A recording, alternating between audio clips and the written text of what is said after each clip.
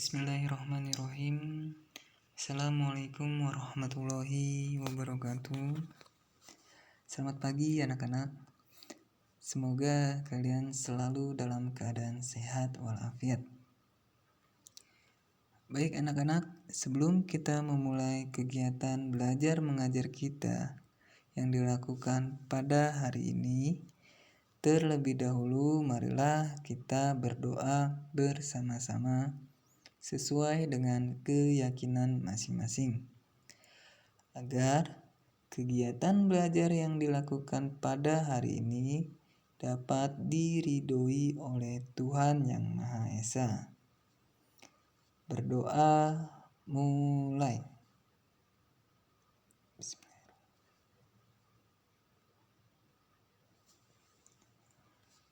Berdoa selesai. Anak-anak, sebelumnya saya ingin minta maaf kepada kalian jika suara saya kurang begitu jelas. Karena pada hari ini saya sedang sakit sariawan. Jadi maklumin ya. Nah, di pertemuan sebelumnya kan kalian sudah membahas materi bab 1, yaitu tentang perumusan dan penetapan Pancasila sebagai dasar negara Indonesia. Oleh sebab itu, pada pertemuan hari ini kita akan membahas materi bab 2, yaitu tentang norma dan keadilan. Di dalam materi bab 2 ini terdapat 3 pokok pembahasan yang nantinya kita akan bahas bersama-sama. Adapun 3 pokok pembahasan tersebut yaitu 1. Norma dalam kehidupan bermasyarakat. 2. Arti penting norma dalam menjalankan keadilan. Dan yang ketiga, perilaku sesuai norma dalam kehidupan sehari-hari. Nah, anak-anak, setelah kita mempelajari 3 pokok pembahasan dari materi bab 2 ini, insya Allah hidup kita akan menjadi teratur dan kita pun bisa menjadi manusia yang adil dan bijaksana. Baik anak-anak yang saya cintai dan yang saya banggakan, untuk membahas materi bab 2 ini, kita mulai dengan membahas atau mempelajari norma dalam kehidupan bermasyarakat. Pada hakikatnya, norma merupakan kaidah hidup yang mempengaruhi tingkah laku manusia dalam kehidupan bermasyarakat. Sehingga bisa dapat kita katakan bahwa norma adalah ketentuan yang mengatur kehidupan masyarakat. Dibentuknya norma ini yaitu untuk melindungi kepentingan manusia sehingga dapat terwujud ketertiban.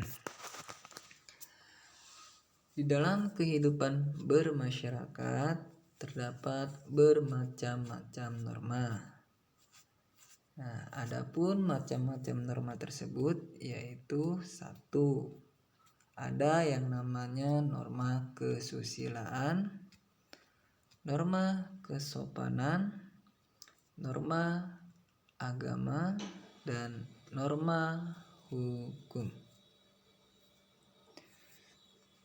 Apa sih norma kesusilaan itu? Nah, norma kesusilaan itu yaitu norma yang berasal dari hati nurani yang dipraktekkan berulang-ulang sehingga menjadi suatu kebiasaan. Adapun tujuan dari norma kesusilaan ini yaitu untuk memberi petunjuk tentang cara bersikap dan bertingkah laku dalam memutuskan hal-hal yang harus dilakukan, dihindari, atau ditentang.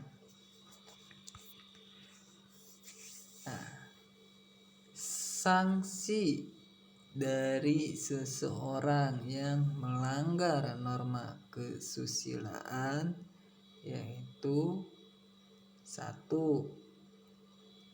Adanya kecaman dari masyarakat, adanya sindiran dari masyarakat, dan yang ketiga adanya prasangka buruk yang tidak baik dari masyarakat. Norma kesusilaan juga memiliki ciri-ciri. Ciri-ciri dari norma kesusilaan ini yaitu 1. Bersumber dari hati nurani manusia. 2. Bersifat lokal di suatu masyarakat tertentu. 3. Dapat berubah-ubah sesuai dengan kondisi di masyarakat tersebut. Dan yang keempat, sanksi dari norma ini bersifat individu, seperti dikucilkan dari masyarakat. Inilah beberapa ciri dari norma kesusilaan. Adapun contoh dari norma kesusilaan ini yaitu 1. Jujur dalam perkataan. 2. Menghormati sesama manusia. 3. Membantu orang lain. 4. Tidak mengganggu kenyamanan orang lain. 5. Mengembalikan hutang atau pinjaman dari orang lain. 6. Tidak mencuri. Dan 7. Berpakaian sesuai tempat dan situasi. Itulah penjelasan dari norma kesusilaan. Sekarang norma kesopanan. Apa sih norma kesopanan itu? Norma kesopanan itu adalah peraturan hidup yang timbul dari hasil pergaulan sekelompok itu dan bersifat relatif.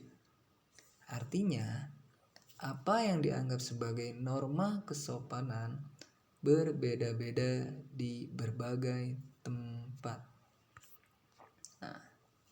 Adapun fungsi dari norma kesopanan. Norma kesopanan berfungsi sebagai aturan, pedoman, serta tata cara dalam berperilaku dalam berkelompok bermasyarakat. 2. Berfungsi sebagai pedoman dalam menentukan sanksi untuk pihak yang melanggarnya. 3. Menjaga hubungan saling menghormati dan respek terhadap sesama.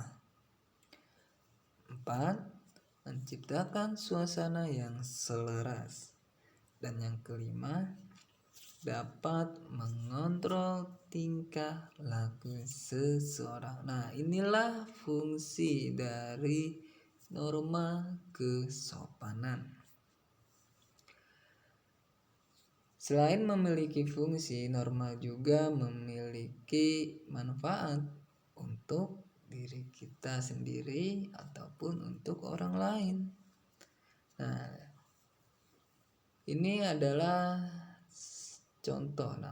Contoh manfaat untuk diri kita sendiri dari norma kesopanan itu yaitu nantinya kita akan dipandang sebagai orang yang sopan dan layak untuk dihargai, dapat terhindar dari bahaya, dan kita juga akan dapat memiliki banyak teman.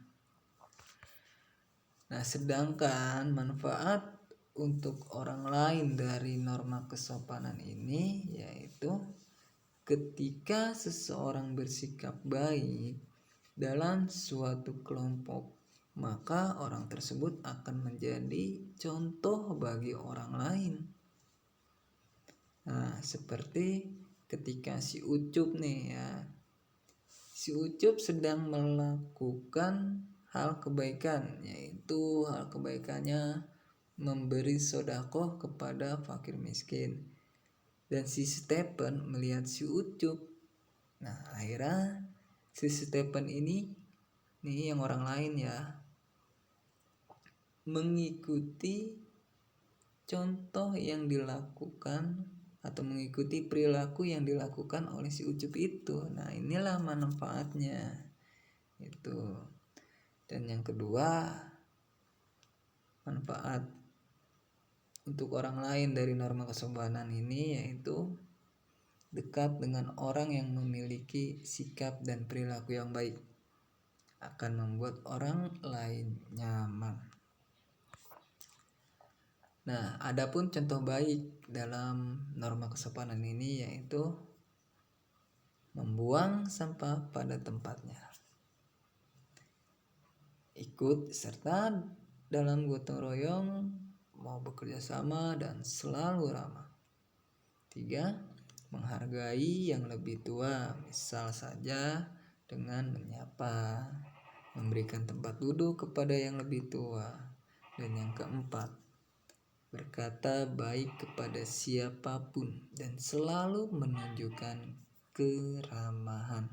Nah, inilah contoh-contoh baik dalam norma kesopanan atau dalam aturan kesopanan. Nah, sekarang kita membahas norma agama. Apa sih norma agama?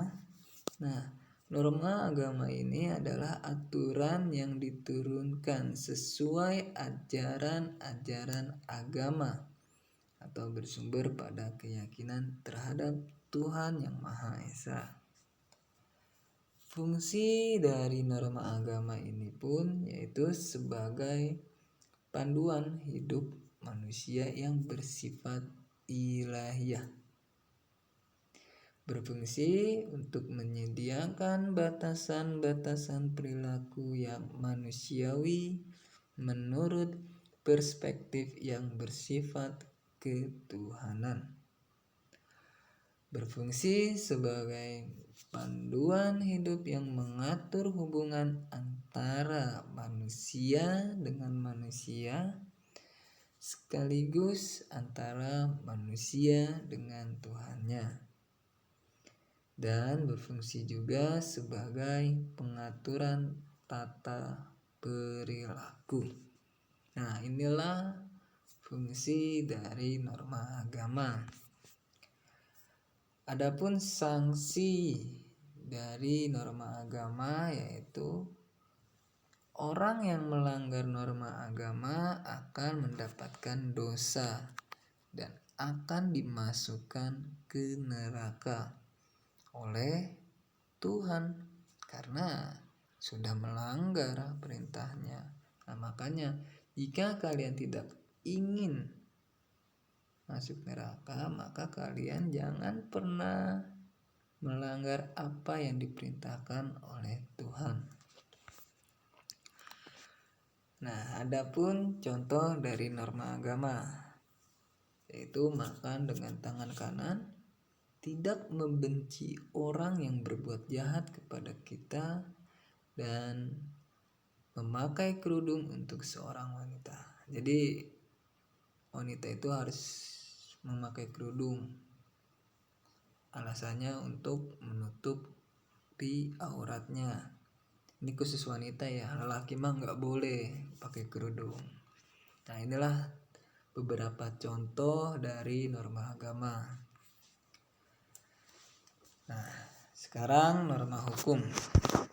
Ada yang tahu gak norma hukum apa? Norma hukum itu adalah aturan-aturan yang dibuat oleh negara atau lembaga yang berwenang. Nah, norma hukum ini memiliki dua sifat, yaitu sifat mengikat dan memaksa. Mengikat artinya segala peraturan yang ada di dalam norma hukum berlaku kepada setiap orang. Gak pandang bulu mau dia anak presiden, kalau dia salah tetap dihukum. Sifat memaksa artinya segala macam peraturan hukum yang telah dibuat harus dipatuhi oleh siapapun juga. Adapun unsur-unsur norma hukum, yaitu 1. Terdapat aturan-aturan yang berhubungan tentang tingkah laku dalam pergaulan hidup manusia. 2. Peraturan tersebut diciptakan oleh badan resmi negara yang berwenang. 3. Peraturan tersebut mempunyai sifat memaksa. Dan yang keempat, jika ada yang melanggar diberikan sanksi yang tegas. Nah, ini ada beberapa contoh dari norma hukum, yaitu 1. Peraturan lalu lintas, 2. Peraturan hukum pajak, 3. Peraturan hukum pidana, 4. Hukum tata negara, dan yang kelima hukum administrasi negara. Nah, ini ada beberapa contoh dari norma hukum. Nah, adapun ciri-ciri dari norma hukum tersebut yaitu adanya perintah atau larangan. Dan adanya perintah dan atau larangan itu harus ditaati. Nah, inilah ciri-ciri norma hukum. Sanksi dari norma hukum yaitu jika kalian melanggarnya, kalian akan mendapatkan hukuman pidana. Atau kalian juga bisa dikurung dalam penjara. Nah, selain itu kalian juga dikucilkan oleh masyarakat dan tidak disenangi oleh masyarakat. Nah, baik anak-anak, saya rasa kegiatan belajar kita pada hari ini cukup sampai di sini dulu. Nanti kita akan lanjutkan di pertemuan yang berikutnya. Nah, ini ada tugas dari saya. Jawablah pertanyaan-pertanyaan di bawah ini. Ya, jadi kalian harus menjawab nih. Ada 5 pertanyaan, kalian harus jawab. Jangan nggak dijawab, nanti nggak dapat nilai dari saya. Nah, pertanyaan yang pertama, coba kalian jelaskan apa yang dimaksud dengan norma. Pertanyaan kedua, sebutkan ciri-ciri norma hukum. Pertanyaan yang ketiga, sebutkan contoh norma kesusilaan. Yang keempat, sebutkan contoh sanksi norma hukum. Dan yang kelima, sebutkan ciri-ciri norma agama. Nah, baik teman-teman, kalian kerjakan ya. Semangat. Bapak pamit dulu ya. Mau tidur, ngantuk. Waalaikumsalam. Assalamualaikum warahmatullahi wabarakatuh.